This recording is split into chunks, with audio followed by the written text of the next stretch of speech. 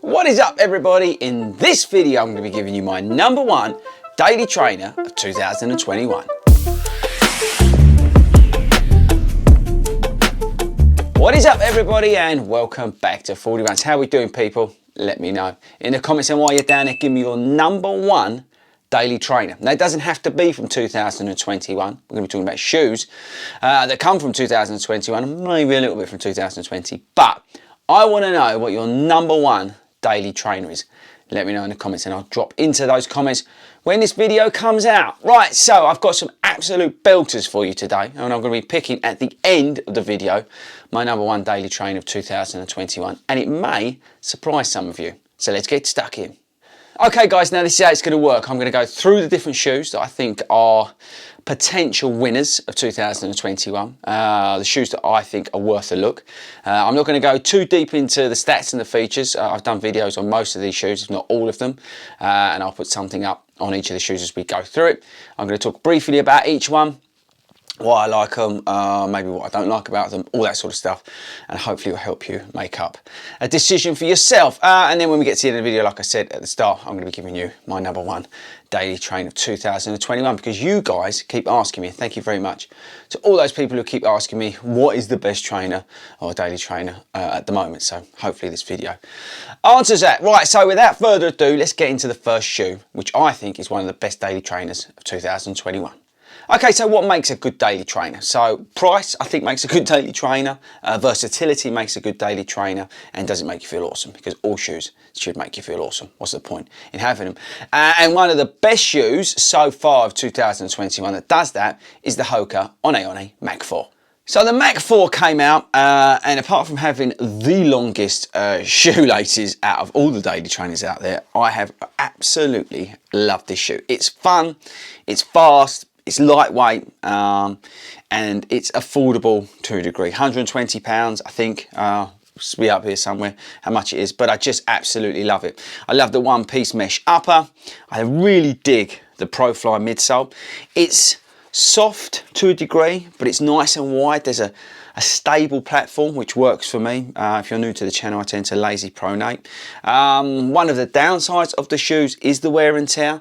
It's like, for example, this shoe's wearing out here, but it's a rubberized EVA outsole. So versus some of the other shoes I'm going to show you today, it's probably not the best in terms of durability, but for me, I don't have any real issues in terms of the durability. I totally accept that this thing's going to wear down quicker than some of the others, but I take that into account because the shoe offers me great versatility for those faster pace runs. I can get some easy miles done in it as well. I also enjoy using this shoe in those sort of middle distance runs, so like, you know, 8k up to sort of 20k. This shoe works for me, and I actually picked this over the Reebok Ride 2 to put in the video today, because I just like running in it.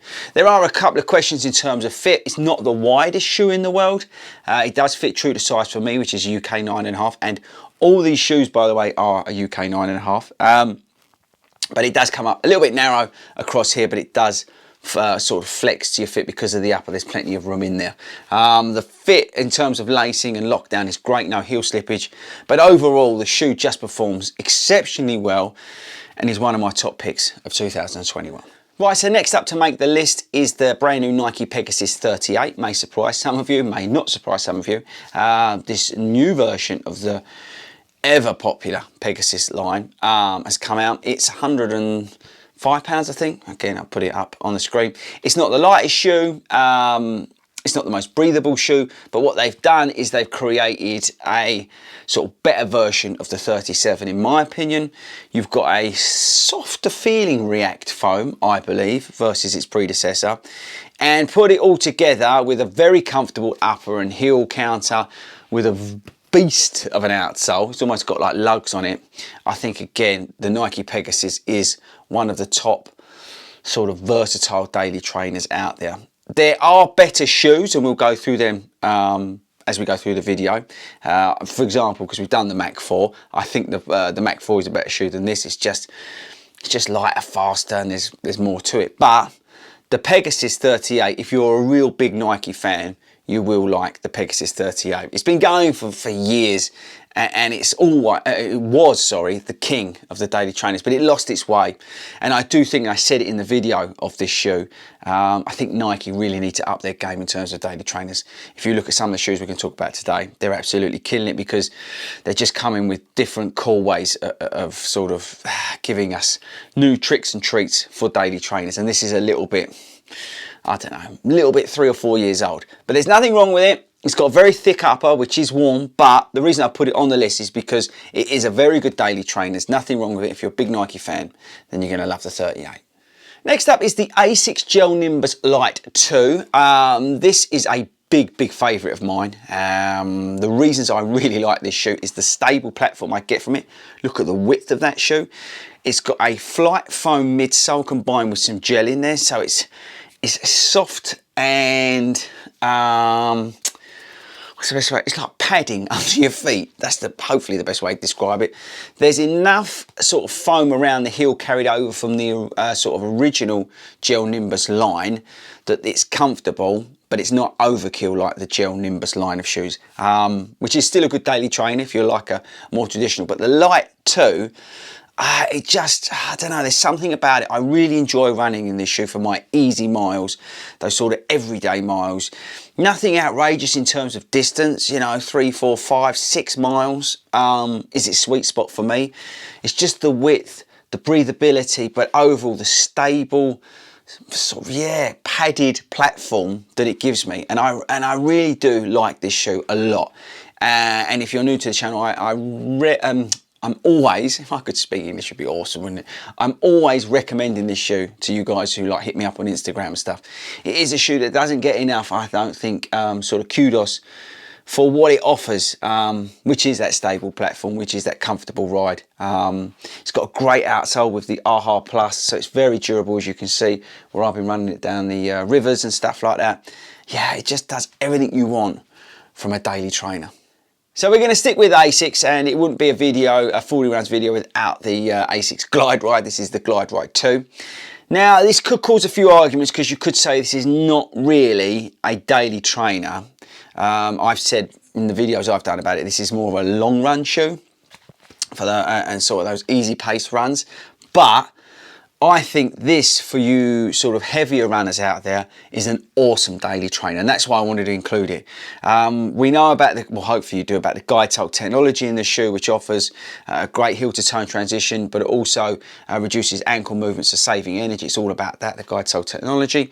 We've got a little propulsion plate in here, again helping that sort of toe off as well. It's built up so that again it creates a nice stable platform for you, and again reduces that ankle movement. The upper's great, it's been redesigned and it's fantastic. It's comfortable. You've got the flight foam midsole, which does a great job. It's not too firm, it's not too soft, it's just the right mix for me. And then we've got AHA outsole as well, so again plenty of durability.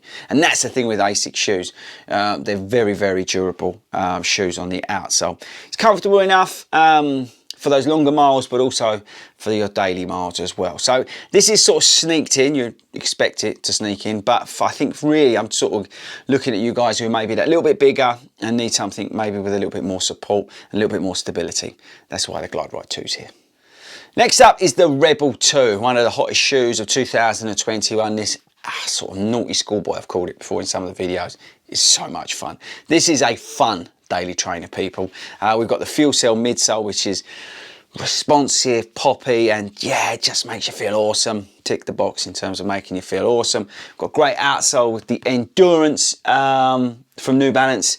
We've got a great breathable upper, super lightweight. The shoe, I think I'll put it up somewhere, is under 8 ounces as well, which is great. There's a few question marks in terms of, you know, lacing it down and fit, but I've had no problems in terms of fit. One warning for you, it does come up on the smaller side for some. This is a UK 9.5, it's true to size for me, but I've said it before in one of the videos, if I'm in a twin skin sock, I should have probably gone up to a UK 10 because it is very snug. In a single layer sock for me, thin ones now, it's getting warmer, which is what I'm running in this time of year. I've got no problems with it, but if you're running this and it's cooler and you're looking for a thicker sock, then definitely size up. That's the only thing I would say. But this shoe is a lot of fun, and it is one of my favourite daily trainers of 2021. Next up is the FORDY Ride 14. Now, this new version of the Ride 13 has been included in this video because my favourite daily trainer of 2020 was the Ride 13, and the Ride 14 is pretty much the same shoe. They've mucked about a little bit with the upper, they've changed a few bits in that, but it's basically the same shoe. So I'm also including the Ride 13 in this video. It's a lightweight, versatile daily trainer. There's enough padding in there. It's a slightly firmer ride than maybe some of the other shoes out there, but again, I like that. If you're new to the channel, I'd prefer a slightly firmer ride. It's just a great fit, and it does everything you want from a daily trainer. The outsole is awesome. And yeah, you know, it is a great shoe, and it's one of those shoes I think if people come to me and say, I'm a relatively new runner, I've been running in, I don't know, cheap shoes that I got just to start out, but now I want to take my sort of running a little bit more serious, then this is the shoe I would recommend because it will do everything. And that's what you want from a daily trainer, and that is why the Ride 14 is in the list of best daily trainers of 2021. Next up is the Puma Velocity Nitro, or Nitro Velocity, whichever way you want to call it. Firstly, I think it looks awesome. I love the colourway Puma dropped in this year. It's not like, is it flame red? It's like a flame orange. It just looks wicked. Now, with this shoe, we've got the Nitro midsole, which is fantastic. It's a nitrogen infused midsole, so it's nice and light and responsive. You've got the incredible Puma grip on the outsole, which, to be fair, they could have shaved weight with this shoe and not make it as made it as thick, but durability, this is winning points all day long. The upper's fantastic, the lacing's great, there's plenty of padding in there, so it's super, super comfortable to wear from anything, like we said before, from 3 miles up to sort of 13 miles. You can do everything in it. Pick up the pace, slow down, whatever. Do a speed session, hill session, this will eat it up. And the biggest thing about this shoe, it's under £100. And my last contender is a little bit of a naughty one. It's the Skechers Razor 3 Plus. Now, this shoe has been out and was out in 2020, so you might say, Fordy, that's a bit out of order because it's like 2021. You're meant to be talking about shoes that come out this year. Well, I kind of snuck this in because in the UK, this is now available on the Skechers website, and other places you can now get this for about between 120 and 126 pounds. You can now get this. Why is this shoe in here? Because it's awesome. It is super lightweight. It is super responsive. It's great fun. It's got an amazing upper, and it's a little bit sort of faster feeling. It's like a firmer Rebel 2. The New Balance Rebel 2, which we saw earlier on the channel, on this video, is a fantastic fun shoe, but it is soft. And this is like a firmer version of that. It's just as quick and just as much fun, and that is why I included the 3 Plus. Okay, but you're here to find out which one would I recommend the most. Well, I think all of those shoes offer something different, right? And again, this is all opinion. Now, I've left some incredible shoes out, and you're probably going to hammer me for it. You could say, for argument's sake, the New Balance 1080 version 11 should be included. The Nike Invincible could be included. What else? There's so many out. There's more Saucony shoes. We haven't got the Freedom 4 out yet, but you've got the Clifton 8 coming out. So there's more shoes that could be included in this video. But for me, I think these shoes offer a perfect sort of selection for everybody. There's something here for everyone. Like I say, a little bit quicker, you maybe go for the sort of Razor 3 Plus, the Hoka Mach 4 even, or like I mentioned, the Fuelcell Rebel 2. That's a lot of fun, that shoe. I know I keep mentioning it, but maybe you want something that's a little bit easier, so you go with the Glide Ride, or even the Gel Nimbus Light 2, which can do everything and is nice and stable. For you bigger people out there, maybe the Glide Ride 2 is a great shoe as well, as a sort of alternative to some of the other shoes out there. Don't forget the Puma. The Puma have been killing it this year with their range of shoes.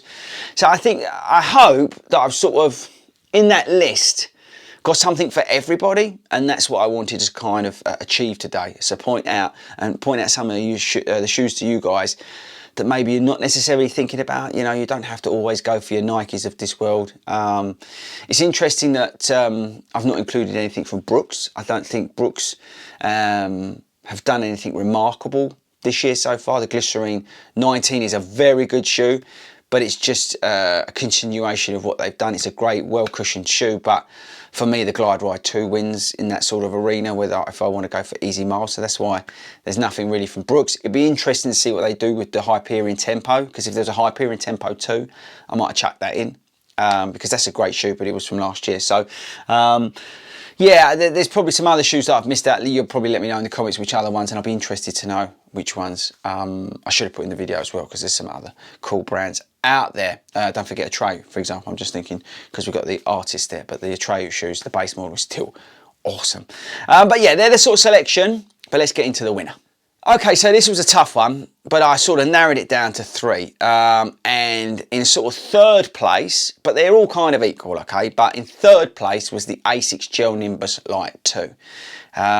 It's just a fantastic shoe, and I've really enjoyed running in it. And the only reason I kind of marked it down to 3rd place was it's not readily available here in the UK, and I know some other countries are struggling to get hold of it. ASICS have got a real problem at the moment in terms of fulfilling orders and things like that because of supplier issues and stuff like that. I don't really know the ins and outs of it, but I know if you order here in the UK, it's taking about a month to get a pair of shoes from ASICS, which is a real shame, because they make awesome shoes, and hopefully they resolve that. So that's why I kind of marked down the Nimbus Light 2. The sort of 2nd place, and this was a real tough one, was the Hoka on a Mach 4. I absolutely love this shoe. It is so versatile, and it doesn't matter what you're doing with it, it excels. It's just great fun. It really is. And I was split with this and the Rebel 2. But I went for this. Now the Rebel 2, again, you'll probably string me up for not including it. The reason I marked the Rebel 2 down, which again could be controversial because this suffers a little bit, is the fit.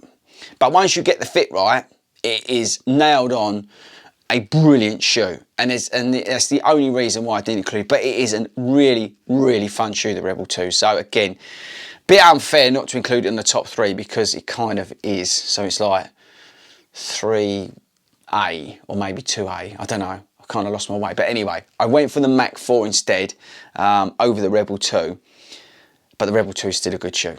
And the winner, and this is where I say it's going to surprise you, is the Puma Velocity Nitro. Now I chose the Puma Velocity's Nitro, and this might surprise some of you because you're probably all thinking I'm going to go with the Glide Ride 2, is because it's under £100, it's readily available, it's lightweight-ish, but I'm not focused on weight in a daily trainer. It's breathable, the outsole is a lot of fun, it's poppy, it's responsive, the Nitro infused midsole is lightweight, and I say it's just responsive enough. It has got one of the best outsoles so far in terms of, grip, but also durability. This thing feels like it can last forever. And as you can see, I've been down the rivers, and if you've not seen any of the videos I've done about the conditions I run on a very gravelly surface that basically shreds trainers. And as you can see, it's held up very well so far. It's comfortable around the heel counter area. There's just the right mix of, I don't know, width in the shoe and length in the shoe. The overall package just works. But the thing that strikes out more than anything else is the price point, the versatility, and the fact that it makes me feel awesome. So there you go, guys. That's it. That's the winner. Now, bear in mind, it's only, May 2021. There's going to be some other shoes that are coming out, and I have mentioned them already. But I wanted to hit this early because you guys have been asking for this video. You keep asking about what's the best daily trainer so far, what's my top pick shoe, and all that sort of stuff. So I wanted to get this video done and dusted and out. So the Puma for me is the winner. Like I said though, there are some absolute crackers. All the shoes I've mentioned today are awesome, and they all offer something different. I'm kind of regretting not putting the Rebel 2 in my top 3 now, because I think it should have been in there. But no, I'll stick with the Mach 4, But let me know in the comments, did I get it right, did I get it wrong? But this Puma, I mean, that's a point actually. Reebok, I'm not including any shoes from Reebok, but in terms, because they're affordable, fun shoes, but the Puma, the Puma sort of takes that place, and that's why I didn't include the Reebok shoes in the video. But yeah, there you go. So I just totally forgot about Reebok. But yeah, so there we go, people. Finally got there in the end. My top pick 2021 so far is the Puma Velocity Nitro.